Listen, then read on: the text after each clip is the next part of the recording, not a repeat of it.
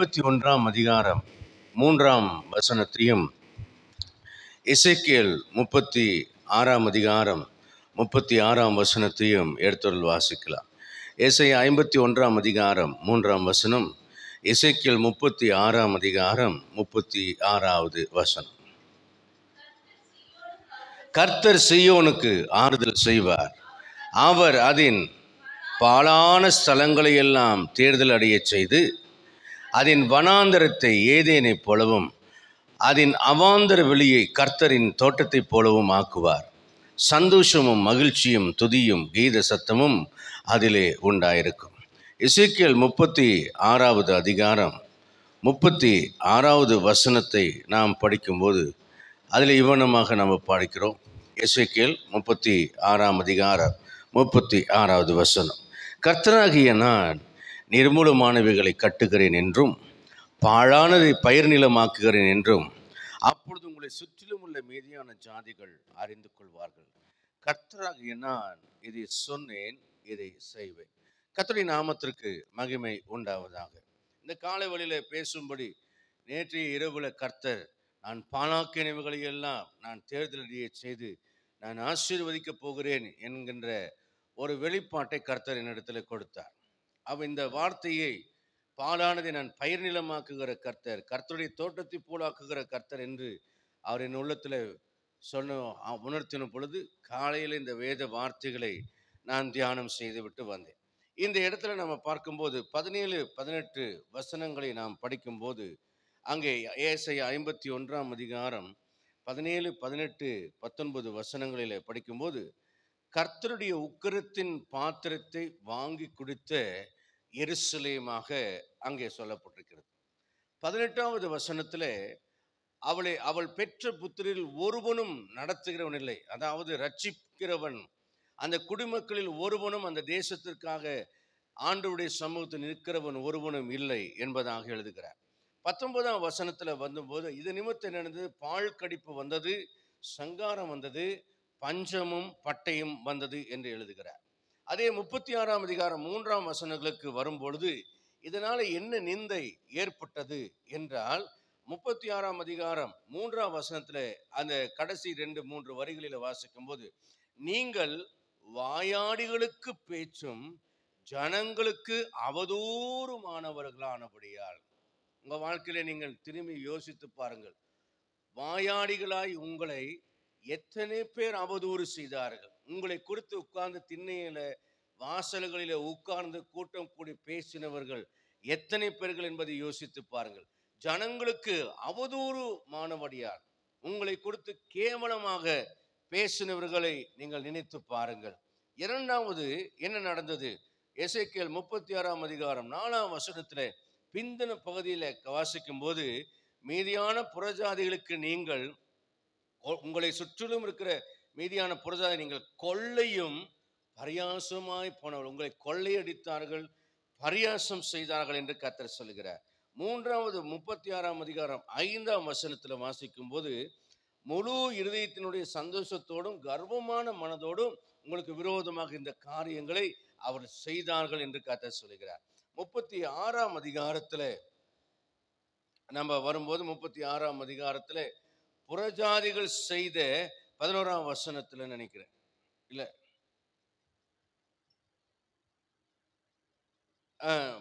6ஆம் வசனம், 6ஆம் வசனத்துல கடைசி 2 வரிகளிலே, இதோ நீங்கள் புறஜாதிகள் செய்யும் அவமானத்தை சுமந்தபடியினாலே. அப்ப 4 விதமான காரியங்கள். வாயாடுகளுக்கு பேச்சும் அவதூறமாய் போனீர்கள், கொள்ளையும் பரியாசமாய் போனீர்கள், முழு இதயத்தோடும் கர்வமான மனதோடும் அவர்கள் இதை உங்களுக்கு செய்தார்கள். புறஜாதிகளுக்குள்ளே உங்களை அவமானப்படுத்தி உங்களை அந்த அவமானத்தை நீங்க சுமந்து கொண்டவர்களா இருந்தீர்கள். சரி, ஏன் இதெல்லாம் வந்துச்சு? இந்த ஜனத்துக்கு ஏன் இதனால வந்துச்சு? எதனால தேவனுடைய ஜனத்துக்கு இந்த கஷ்டம் வந்துச்சுன்னா, எசேக்கியேல் 36ஆம் அதிகாரம் 17வது வசனத்துல வாசிக்கிறோம், மனுபுத்திரனே, இஸ்ரவேல் வம்சத்தார் தங்கள் சுய தேசத்தில் குடியிருக்கையில், இப்ப அந்நிய தேசத்தில் இருக்காங்க, ஆனா அவங்க சுய தேசத்துல குடியிருக்கும் போது அவங்க என்ன பண்ணினாங்க அப்படின்னா, தங்கள் நடக்கையினாலும் தங்கள் கிரியைகளினாலும் தீட்டுப்படுத்தினார்கள். அவருடைய நடக்கை எனக்கு முகத்துக்கு முன்பாக தூர ஸ்திரீயின் தீட்டை போல் அருவருப்பா இருந்தது என்று கர்த்தர் சொல்கிறார். இது வேற எதனால நடக்கல. நான் அடிக்கடி சொல்லுகிற ஒரு வார்த்தை என்னன்னா, நம்முடைய ஆசீர்வாதத்தை அழிக்கக்கூடிய சக்தி உள்ள மனிதனும் இல்லை, சாத்தானும் இல்லை.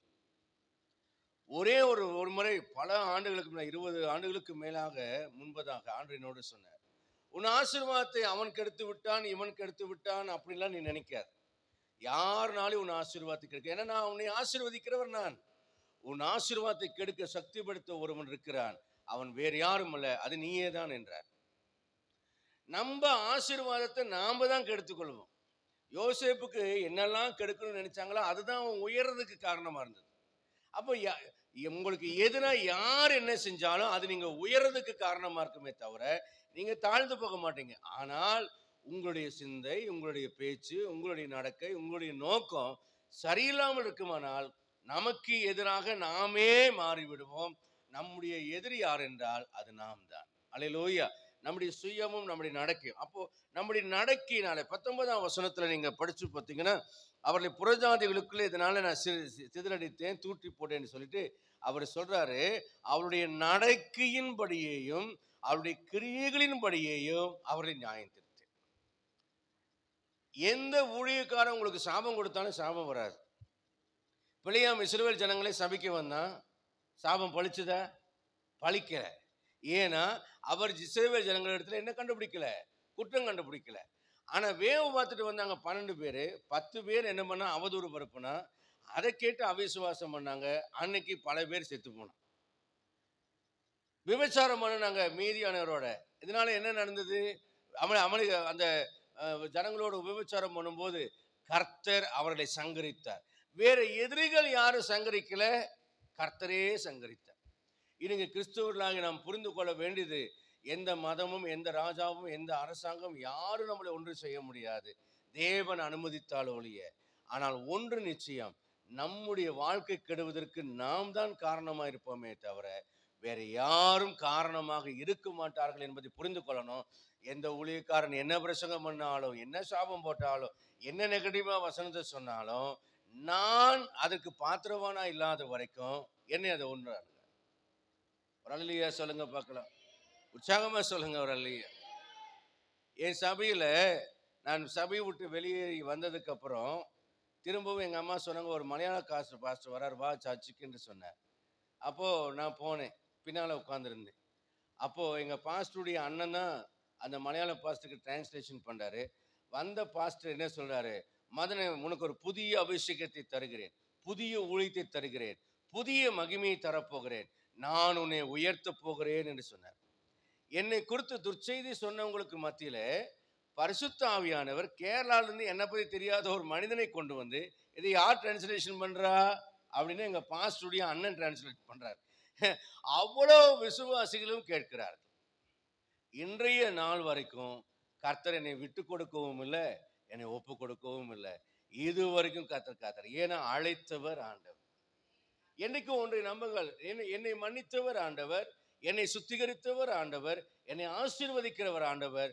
ஆண்டவரை மீறி யாருனாலும் ஒன்றும் செய்ய முடியாது. இதை நீங்கள் உறுதியாக நம்ப வேண்டும், உறுதியாக இதை நீங்கள் விசுவாசிக்க வேண்டும். அடுத்த காரியத்தை நான் கடந்து போக நான் விரும்புகிறேன்.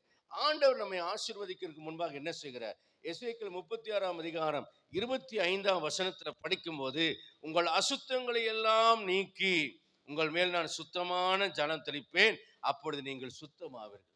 என்றைக்குமே நம்ம ஆசீர்வதிக்கப்படுறதுக்கு முன்னால நம்முடைய பாழாக்கப்பட்ட இடங்களை எல்லாம் சரிபடுத்துறதுக்கு முன்னால தேவன் நம்மை சுத்திகரிப்பார். எந்த மனிதன் தன்னை பரிசுத்தப்படுத்திக் கொள்றதுல ஆர்வமா இருக்கிறானோ, நீங்கள் புரிந்து கொள்ளலாம், இவன் சீக்கிரமாய் ஆசீர்வதிக்கப்பட போகிறான். அல்லேலூயா. ஒரு காரியத்தை நம்ம கவனிக்கணும், அடுத்தவங்களுடைய முதுகை பார்த்து கொண்டிருக்கிற வேலைகளை விட்டுவிட்டு நம்முடைய முதுகை தேய்க்கக்கூடிய நேரம் வரணும். அது வரும் பொழுதுதான் நாம் உயர்த்தப்படுவோம். சிலர் சொல்லுவாங்க, நான் அவங்களை குறித்து அப்படி தரிசனம் கண்டேன், இவங்களை குறித்து அப்படி தரிசனம் கண்டேன், அந்த ஊழியத்தை குறித்து இப்படி தரிசனம் கண்டேன். முதல்ல அந்த தரிசனத்தை எல்லாம் மூட்டை கட்டி குப்பையில போட்டுட்டு, ஆண்டவரே என்னை குறித்த தரிசனம் என்ன? ஏசாயா எல்லாருக்கும் ஐயோ ஐயோன்னு சொல்லிட்டு வந்தான். ஏசாயா 7ஆம் அதிகாரத்தில் வாசிக்கும் போது கர்த்தரை தான் காண்றான். ஐயோ சேனையின் ராஜாவே, என் கரங்கள் கண்டதே, ஐயோ நான் அதமானேன்னா. என்ன அதமானே அப்படிங்கும் போது, ஐயோ நான் அசுத்த உதடுள்ள ஒரு மனிதன் என்பதை கர்த்தரை பார்க்கும்போது அவன் உணர்ந்தான். முதல்ல நம்முடைய உதடுகள், நம்முடைய வார்த்தைகள், நம்முடைய சிந்தைகள் நம்ம சுத்தமா இருக்கிறோமா நம்ம பார்க்கணும். நம்ம ஆசீர்வதிக்கப்படுறதுக்கு முன்னால நம்முடைய வாழ்க்கையில சுத்திகரிப்பு அவசியம். நான் புருஷனை சுத்தம் பண்றேன், நான் பொண்டாட்டியை சுத்தம் பண்றேன், நான் பிள்ளையை சுத்தம் பண்றேன்னால முதல்ல ஆண்டவர் சொல்லுகிறார், இவர்கள் பரிசுத்தமாகும்படி நான் என்னைத்தானே பரிசுத்தமாக்குகிறேன் என்று பரம ஜெபத்தை கடைசியில கெத்செமனே ஜெபத்துல அவர் ஜெபிக்கிறதை பார்க்கிறோம். அந்த ஜெபம் எனக்கு வியப்பா இருக்கும். பாவம் அறியாதவர், பாவம் செய்யாதவர், பாவம் இல்லாதவர், பூரண பரிசுத்தர் சொல்கிறார், இவர்கள் பரிசுத்தமாக்கும்படி நானே பரிசுத்தமாக்குகிறேன். அல்லேலூயா. அப்படியானால் நாம எவ்வளவு பரிசுத்தமாக, நான் ஒன்று சொல்லட்டுமா, சோப்பு சுத்தமா இருந்தா அதை கையாளுறவங்க எல்லாம் சுத்தமாவாங்க. சோப்பே அசுத்தமா இருந்தா அதை பயன்படுத்துறவங்க எல்லாம் அசுத்தமா இருப்பாங்க. நீங்க உங்க கணவனையோ அல்லது உங்க மனைவியோ உங்க பிள்ளைகளையோ குறை சொல்றதுக்கு முன்னால, ஆண்டவரை முதற் பிசிந்த மாவாகிய நான், வேறாகிய நான் பரிசுத்தமாக்குறேன். நான் எப்போதும் அதுதான் யோசிப்பேன். சபையின் மேய்ப்பனா இருக்கிற போதகனாக நான் ஜனங்களை பார்ப்பதற்கு ஆண்டவரே என்னை நான் பரிசுத்தமாக்கும். எப்போது ஆண்டவரிடத்துல தாழ்மையா சொல்லுவேன், ரத்தத்தினால என்னை சுத்திகரியும். அதை குறித்து கூட ஒரு 25 வருஷத்துக்கு முன்னால ஒரு சகோதரி குற்றப்பட, பாஸ்டர் எப்போதும் இயேசுவின் ரத்தம் செய்யும், இயேசுவின் ரத்தம் செய்யும் சொல்றாரு. பாஸ்டர் பாவம் செய்கிறார் போல, அதனாலதான் அவர் அடிக்கடி அதை சொல்றாரு. கர்த்தருடைய ரத்தத்தின் வல்லமையை பயன்படுத்த தெரியாது, அப்படியே இருந்துட்டு போட்டவே. நான் இன்னும் பின்னும் பரிசுத்தம் உள்ளவன், இன்னும் பரிசுத்தமாகட்டும். சாத்தானுக்கு தெரியும், இவன் ஆண்டோடைய ரத்தத்தை பயன்படுத்தி சுத்தமாயிட்டே போறான், அதை குற்றப்படுத்துறதுக்கு ஒரு ஆள். நல்லா கவனிங்க, நம்ம சுத்தமாகிறதை குறித்து யார் நம்மை குறித்து விமர்சித்தாலும் மைண்டே பண்ணாதீங்க. ஆண்டவரே நான் பரிசுத்தமாய் வாழணும். எங்க அம்மா அது அடிக்கடி இறந்து போறதுக்கு முன்னால சொல்லுவாங்க, நான் என்னை சுத்திகரித்து கொண்டிருக்கிறேன், அறிக்கை செய்து கொண்டிருக்கிறேன். பரிசுத்தமாகுதல் நமக்கு மிக அவசியம். ரெண்டாவது பார்த்தீங்கன்னா 36:26 வாசிக்கும் போது அவர் சதையான இருதயத்தை கொடுக்கிறார். அதாவது என்னன்னா, மாம்சீகமான எண்ணங்கள், மாம்சீகமான குணங்களை எடுத்து போகிறார். ஒரு வசனத்தை புரிந்து கொள்ளணும்னா கூட, ஒரு பிரசங்கத்தை புரிந்து கொள்ளணும்னா கூட, கண்கள் திறக்கப்படாமல், இருதயத்தின் கண்கள் திறக்கப்படலைன்னா விளங்காது. ஆண்டவர் உயிர்த்தெழுதலை கொடுத்து எம்மா ஒரு சீசலுக்கு சொல்லும் போது அவங்க சொல்றாங்க, நம்முடைய இருதயங்கள் கொழுந்து விட்டு எரியவில்லையா? அப்பவும் வந்திருக்கிறது இயேசு என்று அவர்களுக்கு தெரியவில்லை. அவர் அப்பத்தை பிற்கும் போதுதான் அவருடைய கண்கள் திறக்கப்பட்டது. அப்பொழுது அவர்கள் மாம்சத்திலிருந்து ஆவிக்குள்ளா வந்த பொழுதுதான் அவர் வந்திருப்பது இயேசு என்று அறிந்து கொண்டார்கள். அதே போலதான் ஒரு பிரசங்கமோ ஒரு செய்திகளோ, நல்லா நீங்க கவனிங்க, நீங்க ஆவிக்குள்ள இல்லாவிட்டால் அது உங்களை திட்டுகிறது போல, உங்களை குற்றப்படுத்துவது போல இருக்கும். என்றைக்குமே மிலிட்ரி ட்ரைனிங்லையோ போலீஸ் ட்ரைனிங்லையோ பார்த்தீங்கன்னா கடினமாக ட்ரைனிங் கொடுப்பாங்க. ஆனால் இது ஒருவன் அதுலேயும் இந்த கமாண்டோவாக போகிறவன், ஸ்பையாக போகிறவனுக்கெல்லாம் மிக கடுமையான ட்ரைனிங் இருக்கும். நேவி சீல்னு சொல்லிட்டு அமெரிக்காவில் ஒரு படைப்பிரிவு இருக்கிறது. அவங்க தான் பின்லேடனை கொண்டாங்க. அவங்கள பார்த்தீங்கன்னா அவங்க முகத்தில் இந்த ட்ரைனிங்கை நான் பார்த்துருக்கேன். ஒரு சணல் சாக்கு அவங்க மூஞ்சி மேலே வைத்து குளிர்ந்த தண்ணி 0 டிகிரி தண்ணியை அவங்களோட முகத்து மேலே ஊற்றுவாங்க. மூச்சு கை ரெண்டையும் கட்டி வச்சிருப்பாங்க. காலையெல்லாம் 4 பேர் அமுத்தி பிடிச்சிக்குவாங்க. ஏன்னா சித்திரவதைகளை தாங்கிறதுக்கு அவங்க பழகுவதற்காக அவங்களை சித்திரவதை செய்கிறார். நம்முடைய இந்தியன் ஆர்மியை பார்த்தேன், செப்டிக் டேங்க் தண்ணிக்குள்ள போட்டு அவனை முக்குறாங்க, சாக்கடைக்குள்ள அவனை நடக்க விடுறாங்க. இந்த அளவுக்கு சாக்கடைக்குள்ள நடந்துட்டு போயிட்டு அதுக்கப்புறம் பிரெட்டு கொடுக்குறாங்க, அந்த கைகளோட அவன் சாப்பிடணும். ஏன் அவனை இப்படி கொடுமைப்படுத்துறானா? இல்லை, ட்ரெயின் பண்றான். நல்லா கவனிங்க, நான் மாம்ச பிரகாரமாக சிந்தித்தா எந்த பிரசங்கத்தையும் குற்றப்படுத்துற மாதிரி தான் தோணும்.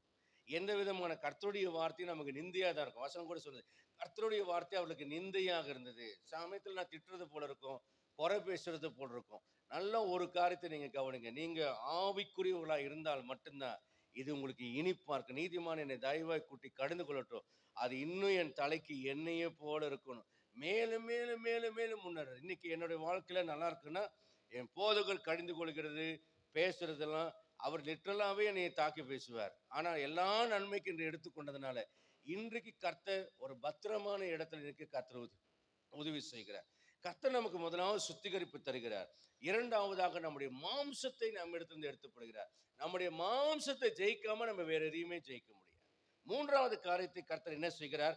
36:28 வாசிக்கும் போது நம்மை தேவ பிள்ளைகளாக ஆண்டவர் ஆசீர்வதிக்கிறார். புதிய சிருஷ்டியாக மாற்றி, 36:27 புது சிருஷ்டியாக மாற்றி நம்மை சுத்திகரித்து அவர் என்ன செய்கிறார்னா ஒரு புதிய மனிதனாக மாற்றுகிறார். நம்மை பழைய மனிதனாகவே கர்த்தர் நம்மை நடத்துவது இல்லை. ஒரு புதிய மனிதனாக, புதிய ஜீவனாக, புதிய பிறவியை கொடுத்துதான் ஞானஸ்நானத்தின் வழியில் நம்மை புதிய மனுஷனாக மாற்றி பழைய ஆவியெல்லாம் எடுத்து போட்டு ரெனுவல் பண்ணி புதிய மனிதனாய் மாற்றுகிறார். நம்முடைய சிந்தை நடக்கை எல்லாம் பழைய மனிதனுக்கு ஒத்த செய்கைகள் இல்லாமல் புதிய மனிதனாக நாம் மாற வேண்டும். நான்காவது பார்த்தீங்கன்னா, நம்ம தேவ பிள்ளைகளாய் 36:28 வாசிக்கிறோம். தேவ பிள்ளைகளாய் நான் அவர்களுக்கு தேவனாய் இருப்பேன், அவர் எனக்கு பிள்ளைகளாய் இருப்பார்கள், நான் அவர்களுக்கு பிதாவாய் இருப்பேன் என்று கர்த்தர் சொல்றார். தேவனோடு நெருக்கமான உறவிலே கர்த்தர் நடத்துகிறார். அப்ப சுத்திகரிக்கிறார், மாம்சத்தை எடுத்து போட்டுகிறார், புது சிருஷ்டியாக மாற்றுகிறார். தேவன் நமக்கு பிதாவாக மாறி கர்த்தருடைய பிள்ளைகளாய் மாற்றுகிறார். இதை மாற்றிட்டு தான் கர்த்தர் நமக்கு ஆசீர்வாதம் தருகிறார். எசேக்கியேல் 36:29-30 வசனங்களை நீங்கள் படித்து பாருங்கள். எசேக்கியேல் 36:29-30 வசனங்கள். உங்கள் அசுத்தங்களை எல்லாம் நீக்கி பாருங்க, படிங்க. உங்கள் அசுத்தங்களை எல்லாம் நீக்கி உங்களை ரட்சித்து, அல்லேலூயா சொல்லலாமா? உங்கள் அசுத்தங்களை எல்லாம் நீக்கினதுக்கு அப்புறம் தான் நான் ரட்சிப்பேன். நான் ஒரு சமயம் சின்ன பிள்ளையா இருக்கும்போது பள்ளிக்கூடமெல்லாம் போகலை, பேபி கிளாஸ் கூட போகலை, ஒரு 3.5 வயது இருக்கும். பசங்களோட ரோடை தாண்டி கடைக்கு போயிட்டேன். அப்போ பாதாள சாக்கடை போட்டுட்ருக்காங்க கோயம்புத்தூரில். அப்போ ஒரு கடைக்கு பலகை போட்டிருந்தேன். வேணுனே ஒரு பையன், செந்தில்குமார்னு எங்கள் ஹவுஸ் ஓனர் பையன் என்ன பண்ணிட்டான்னா, என்னைய தள்ளி விட்டுட்டான். நான் சாக்கடைக்குள்ளே விழுந்து முழுதும் முழுகிட்டேன். அப்புறம் எந்திரிச்சு கருன்னு அழுதுகிட்டே வந்தேன். அப்போ எங்கள் அம்மா என்ன பண்ணாங்கன்னு, உடனே ஐயோ தங்கமே விழுந்துட்டியான்னு கட்டி பிடிச்சி முத்தமெல்லாம் கொடுக்கல. என்ன பண்ணாங்கன்னு, ஒரு பெரிய தண்ணி தொட்டி தண்ணி முழுவதையும் ஊற்றி, ஒரு சோப்பே கரைஞ்சி போச்சு அப்படி ஊற்றி வாய், மூக்கு, காது, தொப்புள் எல்லாம் குடஞ்சி எடுத்து காரி துப்புணும், கையை வாங்கி விட்டு வாந்தியெல்லாம் எடுக்க வச்சு என்னை முழுவதுமாய் குளிப்பாட்டினார்கள். அப்போ முழுவதுமாக நம்மை சரிப்படுத்தினதுக்கு அப்புறம்தான் தேவன் நம்மை ஆசீர்வதிக்கிறார். அல்லேலூயா. அப்போ கர்த்தர் நம்ம முதல்ல நம்மளை சரிப்படுத்த ஆரம்பிக்கும் போது நமக்கு ரொம்ப வருத்தமா இருக்கும். நம்மோடு பேசுவது கடினமா இருக்கிறது போல. ஆனா நம்ம சொல்லணும், ஆண்டவரே என்னுடைய பஞ்சத்தை மாற்றப் போகிறேன், அல்லேலூயா, என்னுடைய குறைவை மாற்றப் போகிறேன், என் கஷ்டத்தை மாற்ற. அந்த அழகான வசனம், உங்கள் அசுத்தங்களையெல்லாம் நீக்கி உங்களை நான் ரட்சிப்பேன். எப்படி ரட்சிப்பேன்? பஞ்சத்தை கட்டளையிடாமல் கோதுமையை வரவழைத்து அதை பெருக பண்ணுவேன். கர்த்தருக்கு நன்றி சொல்லுங்க. ஆண்டவரே என் மேல பஞ்சத்தை கொடுக்காம கோதுமை வரவழைத்து அதை பெருக பண்ணுகிறவரே, பஞ்சத்தினால் 30வது வசனத்தை சொல்றார், இனிமேல் ஜாதிகளுக்குள்ளே கடன் வாங்காம யார்கிட்டையும் கையேந்தாம பஞ்சத்தினால் உண்டாகும் நிந்தனையை அடையாதபடி விருட்சத்தின் கனிகளை, வயலின் பலன்களை நான் பெருக பண்ணுவேன். ஒரு அல்லேலூயா சொல்லலாமா? கர்த்தருக்கு நன்றி சொல்லுங்க. ஆண்டவரே நீர் சுத்திகரிக்கிறீர். எதற்காக? ஜாதிகளுக்குள்ளே நான் நிந்தை அடையாம இந்த பஞ்சத்தினால் ஒரு நிந்தையை மாற்றும்படியா கர்த்தரை நீ உயர்த்துகிறேன். எசேக்கியேல் 36:33 வாசிக்கும் போது அங்கே சொல்கிறார், அக்கிரமங்களை நீக்குவேன். என்ன சொல்றாரு? அக்கிரமங்களை நீப்பேன். அவருடைய கிரியைகளினாலும் அவருடைய நடக்கைகளினாலும் தேசம் தீட்டப்பட்டுச்சு. இப்ப அவர் என்ன சொல்றாரு? அசுத்தங்களை நீக்குகிறேன், இப்போ கிரியைகளினால் உண்டான தீட்டை நீக்குகிறேன். அக்கிரமங்களை நீக்கி, அக்கிரமங்களை நீக்கும் போது என்ன செய்கிறார்? உங்களை சுத்தமாக்கும் காலத்திலே பட்டணங்களில் குடியேற்றி வைப்பேன், அவாந்தரமான ஸ்தலங்களும் கட்டப்படும், பாழாக்கப்பட்ட தேசம் கடந்து போகிற யாவருடைய பார்வைக்கும் பாழாய் கிடக்கிறதுக்கு பதிலாக பயிரிடப்படும். அடுத்த காரியத்தை கர்த்தர் சொல்கிறார், கட்டப்படுவீர்கள், குடியேற்றப்படுவீர்கள் என்பது எதை குறிக்கிறதுனா உறுதி நிறைந்த வாழ்க்கையை குறிக்கிறது. இரண்டாவது பயிர் நிலமாகிறது என்றால் என்ன அர்த்தம்னா, பயிர் வளர்ந்து முதிர்றதுக்கு நாளாகும், ஆனால் கண்டிப்பா வளர்ந்து முதிர்ந்து அது கனி கொடுக்கும். நமக்கு தெரியும், வருங்காலத்தை கொடுத்து நம்பிக்கையான உறுதியை கொடுக்கிறது. அல்லேலூயா. அப்ப நிகழ்காலத்தையும் கர்த்தர் உறுதிப்படுத்துகிறார், வருங்காலத்தையும் கர்த்தர் நமக்காக உறுதிப்படுத்துகிறார். அல்லேலூயா. அடுத்ததாக நீங்க பாத்தீங்கன்னா, ஏசாயா 58:11-12 வசனங்களை நீங்கள் திரும்ப படித்து பாருங்கள். ஏசாயா 58:11-12 வசனங்கள். அங்கே சொல்கிறார், கர்த்தர் நித்தமும் உன்னை நடத்தி மகா வறட்சியான காலங்களில் உன் ஆத்துமாவை திருப்தியாக்கி உன் எலும்புகளை இன்னமுள்ளதாக்குவார். நீர்ப்பாய்ச்சலான தோட்டம் போலவும் வற்றாத நீரூற்றை போலவும் இருப்பாய். இப்படி இருக்கிறனால என்ன நடக்கிறது? எதிர்காலத்துல உன்னிடத்திலிருந்து தோன்றினவர்கள், ஏற்கனவே என்ன சொன்னாரு? நீ பெற்ற குமாரில் ஒருவன் உன்னை ரட்சிப்பார் இல்ல, ஆனால் இனிமேல் உன்னிடத்திலிருந்து தோன்றினவர்கள் பாழாய் கிடந்த ஸ்தலங்களை, பூர்வம் முதல் பாழாய் கிடக்கிற ஸ்தலங்களை கட்டுவார்கள். ஆரம்பத்தில் சபைக்கு வந்த விசுவாசிகள்ல 1-2 குடும்பத்தை தவிர அவர்களுக்காக நான் செய்த எல்லா ஊழியங்களும் வீண் போயிற்று. எந்த விசுவாசினாலும் ஊழியங்கள் கட்டப்படல. ஆனால் இதற்கு பின்பதாக கர்த்தர் ஒரு குறிப்பிட்ட காலத்தை தந்தார், சபை இங்கே கொண்டு வந்தார். இப்பொழுது இருக்கிற மக்களை பார்க்கும்போது அவர்கள் பாழாய் கிடக்கிறதை எல்லாம் கட்டுகிற மக்களாலே கர்த்தர் நம்முடைய சபையை நிரப்பியிருக்கிறதை நான் பார்க்கிறேன். அல்லேலூயா. நம்முடைய வாழ்க்கையை கர்த்தர் ஆசீர்வதிப்பார். ஒரு காலகட்டங்கள் வரும்போது பிரயோஜனம் இல்லாத மக்களை நம்மை விட்டு நீக்கிவிட்டு கர்த்தர் நேற்றைக்கு நம்ம கேட்ட வசனத்தை போல தாவீதோடு கூட அவனை ராஜாவாக்குவதற்காக 4 வகையான மக்களை அவனோடு கொண்டு வந்து இணைத்தது போல சரியான காலங்கள் வரும்போது உங்களை கெடுக்கிற மக்களையும் தொல்லை கொடுக்கிற மக்களையும் சீமையை போல தூசிக்கிற மக்களை எல்லாம் கர்த்தர் எல்லாத்தையும் நீக்கிவிட்டு செலக்டடான மக்களை கொண்டு வந்து சபையில, உங்கள் குடும்பத்துல, உங்க வாழ்க்கையில, உங்கள் உறவுகளை நிறுத்தி கர்த்தர் உங்களை பலப்படுத்துவார். பூர்வம் முதல் பாழாய் கிடக்கிற ஸ்தலங்களை கட்டுவார்கள். தலைமுறை தலைமுறையா இருக்கும் அஸ்திபாரங்களை நீ கட்டுவாய். நீ திறப்பானதை அடைக்கிறவன் என்றும் குடியிருக்கும்படி பாதைகளை திருத்துகிறவன் என்றும் பெயரிடப்படுவாய் என்று கர்த்தர் சொல்கிறார். அல்லேலூயா. அதே போல ஏசாயா 61:4 நம்ம வாசிக்கும் போது அங்கே கர்த்தர் சொல்கிற ஒரு வார்த்தை என்னன்னா, ஒரு புதிய அபிஷேகத்தை நான் இதற்காக தருகிறேன். அது ஆண்டவராக இயேசு கிறிஸ்துவை குறித்து சொன்ன ஒரு தீர்க்கதரிசன வார்த்தையா இருந்தாலும் இது நமக்கும் பொருத்தமான ஒரு வார்த்தையா இருக்கிறது.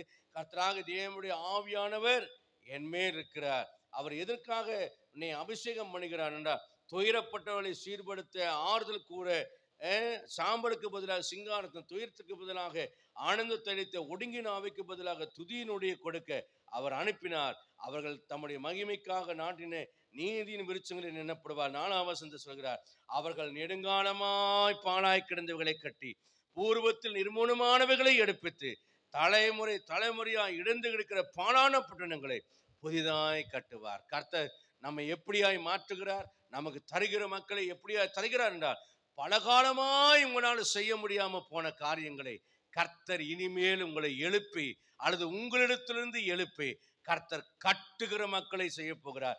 பாழாய் கிடக்கிறவைகளை கட்டுகிற மக்கள். அதுதான் இன்னைக்கு கர்த்தருடைய வாக்கு என்னவென்றால், பாழாக்கப்பட்டது, பல ஆண்டு காலமாய் பல தலைமுறைகளாய் பாழாக்கப்பட்டதை கட்டுகிறவர்களாக கர்த்தர் நம்மை மாற்ற போகிறார்.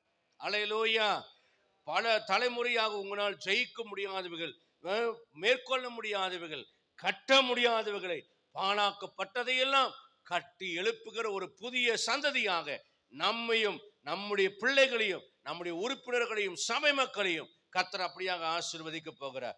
ஏசாயா எசேக்கியேல் 36:37 நம்ம வாசிக்கும் போது இதுக்காக நாம என்ன செய்யணும்னா, மந்தை பெருகிறது போல நான் ஜனங்களை பெருக போனேன் என்று சொல்லிவிட்டு கர்த்தர் சொல்றார், இதை நான் அனுக்கிரகம் செய்யும்படி அவர்கள் விண்ணப்பம் செய்ய வேண்டும். இப்போ இந்த மாசத்துடைய ஹோம்ஒர்க் ஆவியானவர் கொடுக்கிறது என்ன தெரியுமா? நீங்கள் விண்ணப்பங்களிலே அமர்ந்திருக்க வேண்டிய ஒரு நேரம். அல்லேலூயா. அல்லேலூயா சொல்லுங்க. நீங்கள் அதிகமாக ஜெப வாழ்க்கையில உட்கார்ந்து வேண்டுதலையும் விண்ணப்பங்களையும் ஸ்தோத்திரத்தையும் நீங்கள் ஏறெடுத்து தேவ சமூகத்தில் நீங்கள் ஜெபிக்க வேண்டிய ஒரு நேரமாக இருக்கிறது. அப்பொழுது கர்த்தர் இதை அனுக்கிரகம் பண்ணுவார். ஏசாயா 51:3-11 வாசிக்கும் போது சந்தோஷத்தை தருவார், மகிழ்ச்சியை தருவார், துதியை தருவார், கீத சத்தத்தை தருவார். அது மாத்திரமல்ல, 11ஆம் வசனத்தில் வாசிக்கும் போது கர்த்தரால் மீட்கப்பட்டவர்கள் ஆனந்த களிப்புடன் பாடி சீயோனுக்கு வருவார்கள், நித்திய மகிழ்ச்சி அவள் தலையின் மேல் இருக்கும், சஞ்சலம் தவிப்பும் ஓடி போகும் என்று எழுதப்பட்டிருக்கிற வார்த்தையின்படி கர்த்தர் சந்தோஷம் மகிழ்ச்சியும் அடைவார்கள், சஞ்சலம் தவிப்பு ஓடி போய்விடும். உடனடியா சொல்லலாங்க. நீங்க ஆண்டவரை பார்த்து நம்முடைய வார்த்தையின்படி சஞ்சலம் தவிப்பு ஓடி போவதாக, பஞ்சமும் அவமானம் நிந்தைகள் ஓடி போவதாக, பாழாக்கப்பட்டவைகள் எல்லாம் பயிர் நிலமாக மாறுவதாக, கர்த்தரின் தோட்டத்தை போல ஆவதாக என்று சொல்லி நீங்கள் என்ன செய்யணும்? உங்க வீட்டில் விண்ணப்பங்களை பண்ண வேண்டும். அல்லேலூயா. எங்க வீட்டில் பாழாய் கிடக்கிறவர்களை கட்டுகிற கர்த்தராக, ஆண்டவரே வருங்காலத்தை கொடுத்து மகிழ பண்ணும் கர்த்தராக, ஒடுங்கின ஆவிக்கு பதிலாக துதியினுடைய கொடுக்கிற கர்த்தராக, சாம்பலுக்கு பதிலாக சிங்காரத்தை கொடுக்கிற கர்த்தராக, சஞ்சலையும் தவிப்பும் ஓடி போக செய்யும்படி ஆனந்த களிப்புடன் பாடி சீயோனுக்கு வருகிற கூட்டம் போக, ஆண்டவரே சந்தோஷம் மகிழ்ச்சியும் எங்கள் தலையின் மேல் நிற்கும்படியாக, ஆண்டவரே சஞ்சலம் தவிப்பும் ஓடி போகத்தக்கதாக நீர் எங்களை ஆசீர்வதிக்கிறவர் என்று சொல்லி இந்த நாட்களில் நீங்கள் துதிக்க வேண்டும். நீங்கள் சொல்ல வேண்டும், ஆண்டவரே, என்னிடத்திலிருந்து எழும்புகிறவர்கள், என் குடும்பத்திலிருந்து எழும்புகிறவர்கள், என் பிள்ளைகள் எப்படி இருக்க வேண்டும்? பூர்வமானவதை கொண்டு பாலானவர்களை கட்டுகிறவர்களாக, திறப்பானதை அடைக்கிறவர்களாக, மாறுபடியாக என் ஆண்டவரே நீர் ஆசீர்வதியும் என்று சொல்லி நாம் விண்ணப்பம் செய்கிற மக்களாக மாற வேண்டும். கர்த்தர் பாழாக்கினதை கட்டுகிறவராக, கர்த்தரின் தோட்டமாக, ஏதேனையாக, பயிர் நிலமாக அவர் மாற்றுகிறவராக இருக்கிறபடினாலே பாழாக்குதல் இனிமேல் நமக்கு வராது. கர்த்தர் நம்மை சுத்திகரித்து நம்மை புது சிருஷ்டியாக மாற்றி அவர் நல்ல மனம் திரும்புதலை தந்து மாம்சத்தை எடுத்து போட்டு அவரோடு கூட ஐக்கியப்பட வைத்து நம்முடைய நடக்கையினாலும் அக்கிரமங்களினாலும் வந்த எல்லா காரியங்களையும் கர்த்தர் மாற்றி நம்மை ஆசீர்வதித்து பஞ்சத்தை வரவழைக்காமல் கோதுமையை தந்து நம்மை கனப்படுத்துவாராக. முழங்கால் படியிட்டு நாம் ஜெபிக்கலாம். ஹல்லேலூயா, ஹல்லேலூயா. ஆனந்த துதி ஒலி கேட்கும், ஆடல் பாடல் சத்தமும் துணிக்கும், ஆகாய விண்மீனாய் அவர் ஜனம் பெருகும், ஆண்டவர் வாக்கு பலிக்கும். அல்லேலூயா. ஆகாய விண்மீனாய் அவர் ஜனம் பெருகும், ஆண்டவர் வாக்கு பலிக்கும். மகிமைப்படுத்துவேன் என்றாரே, மகிமானின் பாசம் பெரிதே, மங்காத புகழுடன் வாழ்வோ, மாட்சிமை பெற்று எந்திடுவோம். பிள்ளைகளும் சபையும் பிதா முன்னே நிலைக்கும், பரிசுத்தர் மாளிகை எழும்பும். பிள்ளைகளும் சபையும் பிதா முன்னே நிலைக்கும், பரிசுத்தர் மாளிகை எழும்பும். ஆனந்த துதி ஒலி கேட்கோ, ஆடல் பாடல் சத்தமும் துணிக்கோ, ஆகாய விண்மீனாய் அவர் ஜனம் பெருகும், ஆண்டவர் வாக்கு பலிக்கும். அல்லேலூயா. ஆகாய விண்மீனாய் அவர் ஜனம் பெருகும், ஆண்டவர் வாக்கு பலிக்கும். எல்லாரும் கொஞ்ச நேரம் ஆவியில் இருந்து எல்லா கட்டுகள் அறுக்கப்படட்டும், பிசாசின் வல்லமைகள் முறிக்கப்படட்டும், பாழாக்குதல் எல்லாம் நீங்குவதாக, இயேசுவின் நாமத்தில் இடிக்கப்பட்ட இடங்கள் எல்லாம் அடைக்கப்படுவதாக, சத்துரு சுத்தரிக்க போட்டவர்களை எல்லாம் நிகழ்மையின் ஆவியோடு கூட ஆவியானவர் இந்த காலவெளியில நம்முடைய குடும்பங்களை, நம்முடைய சபைகளை, நம்முடைய வாழ்க்கைகளை, நம்முடைய பிள்ளைகளுடைய வாழ்க்கைகளை, நம்முடைய வருங்காலத்தை இயேசுவின் நாமத்தினால கட்டி எழுப்பும்படியாக இந்த காலவெளியில ஆவியானவர் சாம்பலுக்கு பதிலாக சிங்காரத்தை தருவாராக, ஒடுங்கின ஆவிக்கு பதிலாக துதியோடைய தருவாராக, சஞ்சலம் ஓடி போவதாக, தவிப்பு ஓடி போவதாக, ஆனந்த மகிழ்ச்சியினாலே கர்த்தர் நிரப்புவாராக, சந்தோஷ மகிழ்ச்சியினாலே கர்த்தர் நம்மை நிரப்புவாராக. ஹல்லேலூயா, ஹல்லேலூயா. பாழாக்கப்பட்ட இடங்கள் எல்லாம் பயிர் நிலமாய் மாறுவதாக, அது கர்த்தருடைய தோட்டத்தை போல ஏதேனை போல மாறுவதாக, நீர்ப்பாய்ச்சலான தோட்டமாய் மாறுவதாக, வட்டாத நீரூற்றாய் மாறுவதாக, அவாந்தர வெளியானவர்கள் எல்லாம் பயிர் நிலமாய் மாறுவதாக, வனாந்தரத்திலே வழி ஏற்படுவதாக. என் பிள்ளைகள் பூர்வமானதை முதற்கொண்டு பாழாய் கிடைக்கிறவனை கட்டுவார்களாக. என்னிடத்திலிருந்து தோன்றின பிள்ளைகள் எல்லாம் பாழாக்கிரமைகளை எல்லாம் கட்டுகிற மக்களாய் மாறுவார்களாக. இயேசுவின் நாமத்தினாலே இன்னைக்கு கட்டி எழுப்புகிற ஆவியானவர், பாழாக்குதலை நீக்குகிற ஆவியானவர், மறுரூபப்படுத்துகிற ஆவியானவர், ஆசீர்வாதங்களை அனுப்புகிற ஆவியானவர், சாம்பல்களை சிங்காரிக்கிற ஆவியானவர் சபையிலே, என் மேலே, என் குடும்பத்தின் மேலே அசைவாடுவாராக. ஒழுங்கினமும் வெறுமையுமான பூமியை அசைவாடின ஆவியானவர் உருவாக்கினது போல ஆண்டவர் உருவாக்குவாராக. என் வெறுமைகள் எல்லாம் நிறைவாய் மாற்றுவாராக, குறைவுகளை எல்லாம் நிறைந்து வழிகிற பாத்திரமாய் மாற்றுவாராக. நகோமியின் வாழ்க்கையை ஆசீர்வதித்த கர்த்தர் என்னுடைய வாழ்க்கையும் ஆசீர்வதிப்பாராக. ஓரி மாதான ரபா நகரதன ரம நதினாந்தரா ரிபாவலா ரப ரம நதினாந்தலலபலா. ஒரு புதிய மாற்றம், ஒரு மறுரூபம் ஆவியானுடைய ஆசீர்வாதத்தினாலே வருவதாக. ஒரு பெரிய சுத்திகரிப்பு, மனம் திரும்புதல், மாம்சம் நீங்குதல், தேவ பிள்ளைகளாய் மாறுவது, புதிய சிருஷ்டியாய் செயல்படுகிற, புதிய ஜீவனாய் செயல்படுகிற, புதிய ஆவியினால செயல்படுகிற கர்த்தருடைய வல்லமை அசைவாடுவதாக. கர்த்தருடைய வசனத்துக்கு நடுங்குகிற அனுபவங்களினாலே ஜனங்கள் நிறைந்திருப்பார்களாக. இது நிமித்தம் பஞ்சம் நீங்கி, நிந்தை நீங்கி, அவமானம் நீங்கி, கோதுமை வரவழைக்கப்பட்டு அது பெருக பண்ணுவாராக. பரிசுத்தமான பிதாவே, இது நல்ல காலை வேளைக்காக நன்றியோடு ஸ்தோத்திரிக்கிறோம். இந்த 10வது மாதத்தின் முதல் நாளுக்காக உமக்கு நன்றி.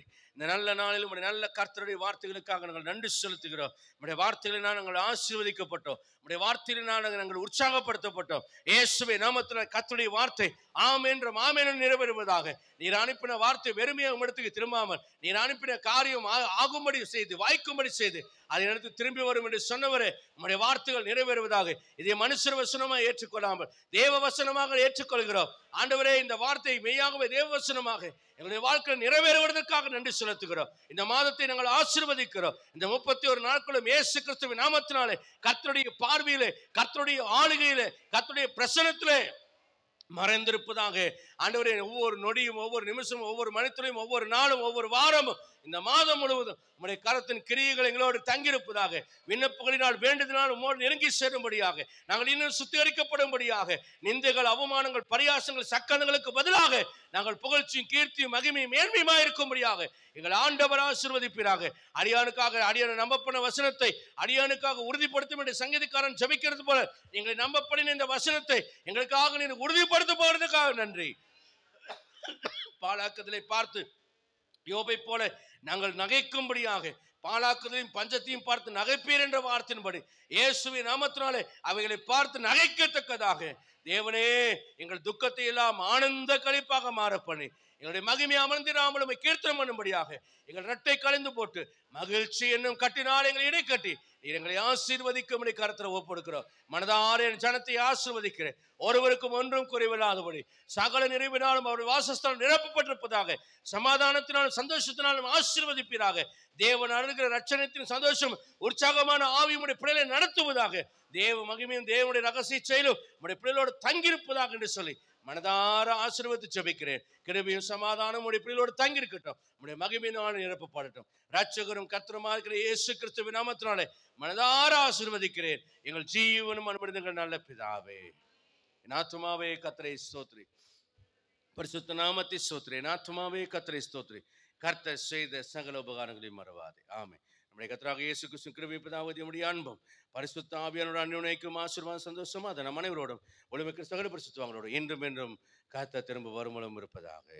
அல்லேலூயா, அல்லேலூயா. மனமகிழ்ச்சியாய் கடந்து போங்க. அதிகமாய் தேவ சமூகத்தில் விண்ணப்பம் பண்ணும்படியாக ஒரு நேரத்தை குறித்து வைத்துக் கொண்டு விண்ணப்பம் பண்ணுங்கள். கர்த்தர் நம்முடைய குடும்பங்களையும் நம்முடைய சபையும் மருதுமாய் ஆசீர்வதிப்பார். இது ஆசீர்வாதத்தின் காலம், அறுவடையின் நேரம். எழும்பி சுதந்திரிப்போம். God bless you all. God bless you.